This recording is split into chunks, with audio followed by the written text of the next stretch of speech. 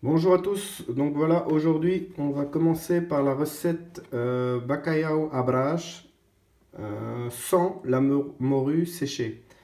Donc c'est-à-dire qu'on aura juste le dos de cabillaud frais, à défaut, étant donné qu'on ne peut pas en trouver tout le temps, je vais préparer cette recette avec du cabillaud frais. Donc on va commencer par l'ail et émincer les oignons. Donc nous allons commencer par émincer l'ail et les oignons. Donc je vais le faire en même temps que vous, comme ça vous aurez le temps de la recette sera exactement le même lorsque je la prépare et lorsque vous la préparez. Donc pour l'ail, là j'ai pris 25 g d'ail, donc ça donne plus ou moins 2, 4, 6 et 6 belles gousses d'ail.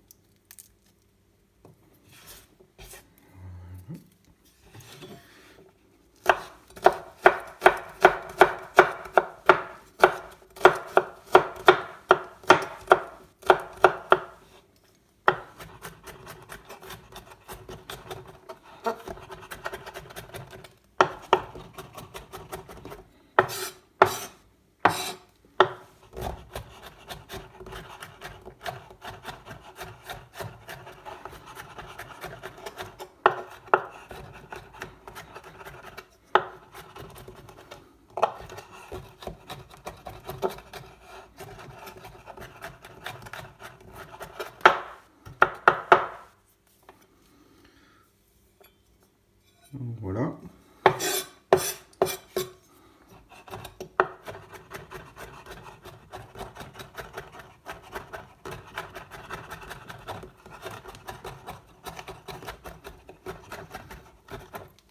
Là, on a une taille plutôt correcte.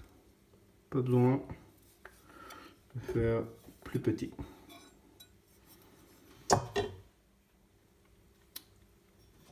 Maintenant, nous allons émincer les oignons. Donc, les oignons, j'ai pris 250 grammes.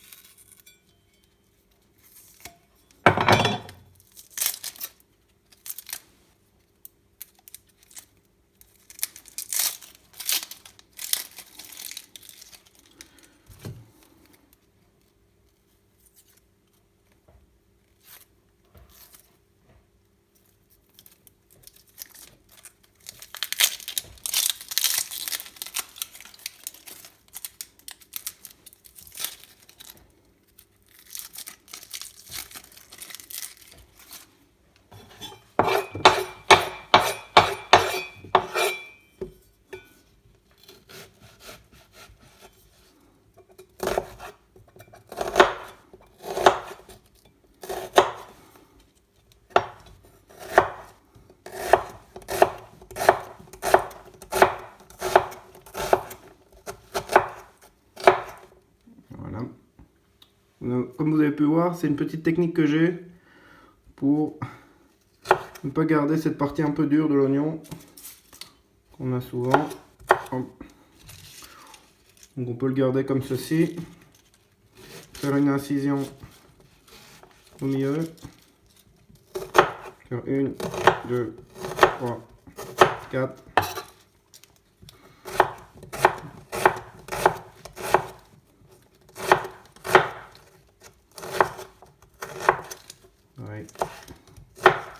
Donc il nous reste ceci comme ceci.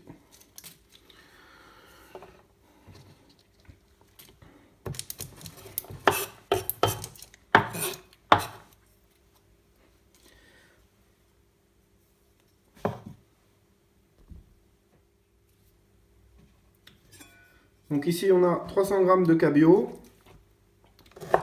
Donc théoriquement on le fait avec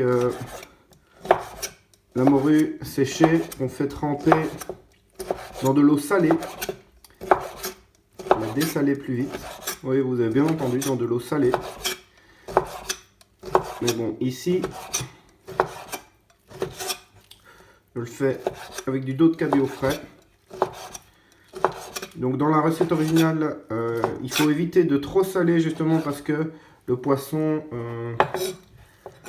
dégage pas mal de sel. Tandis qu'ici, on pourra saler légèrement le poisson.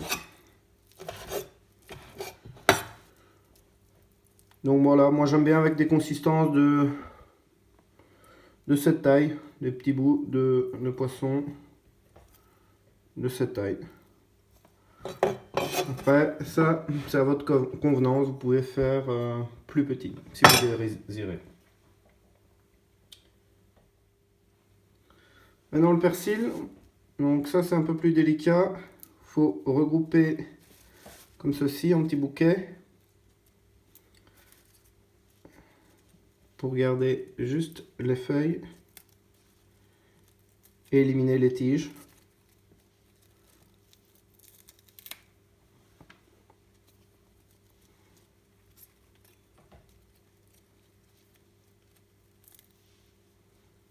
Voilà, on peut même couper après avec ses doigts, comme ceci. Donc voilà. Et là, on répète l'opération sur tout le bouquet. Donc voilà, le but de l'opération, c'était d'enlever les plus grosses tiges. Évidemment, si on a des tiges comme celle-ci, il n'y a pas de souci, on peut les garder. On forme un petit ballot de persil comme ceci.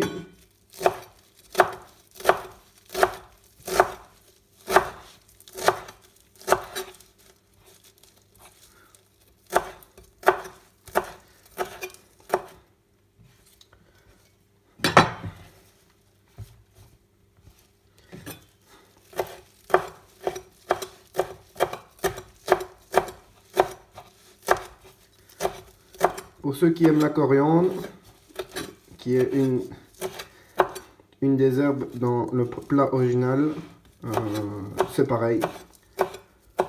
Sauf que sur les tiges de coriandre, elles sont légèrement plus souples. Donc on n'est pas obligé de faire un travail aussi assidu dessus. Donc voilà, le persil est taché. On peut passer à la suite. Donc voilà. On ajoute de l'huile d'olive dans la poêle. Je fais une poêle un petit peu incurvée qui remonte comme ça évite les éclaboussures. Et c'est une taille adaptée pour un repas de 3 à 4 personnes. Donc voilà, on fait chauffer l'huile d'olive bien fort. On attend 1 à 2 minutes et après on peut y mettre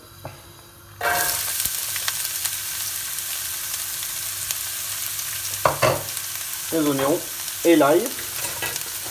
Donc là c'est vraiment faire colorer, pas brûler, sinon on aura de l'amertume qui va apparaître. Voilà.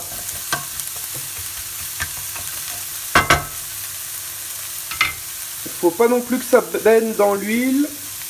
Il faut rajouter un léger petit trait en début de cuisson. Voilà, là on peut voir ça commence à prendre une légère petite couleur.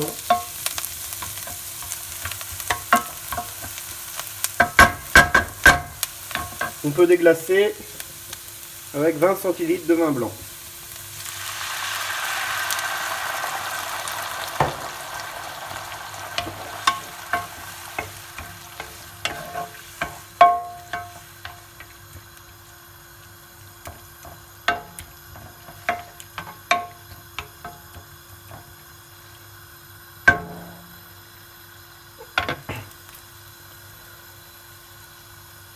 on laisse réduire.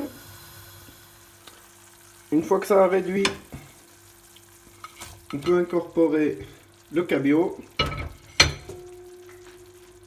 et laisser cuire encore 3 à 4 minutes.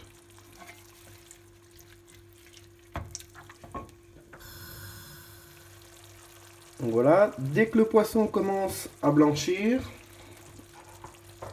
moi j'aime bien incorporer à la moitié de la recette quelques olives noires pour qu'elles donnent un peu plus de goût à la préparation, ainsi que du persil. Et on peut incorporer les petites pailles de chips. Encore une fois, ici on peut le faire en 2 fois, si on préfère avoir une recette un peu plus croustillante ou plus moelleuse, ça c'est à vous de voir. Donc voilà, on incorpore et on laisse les petites frites s'imbiber de notre préparation.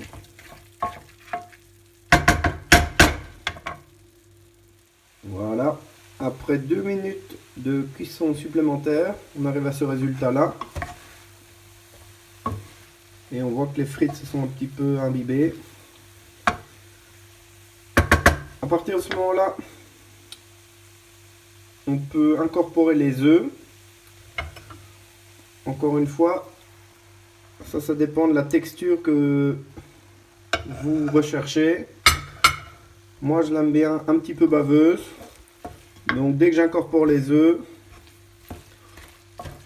je coupe directement le gaz. Je mélange. Et je laisse cuire. Comme ceci. Et voilà, bon appétit, j'espère que cette recette vous aura plu.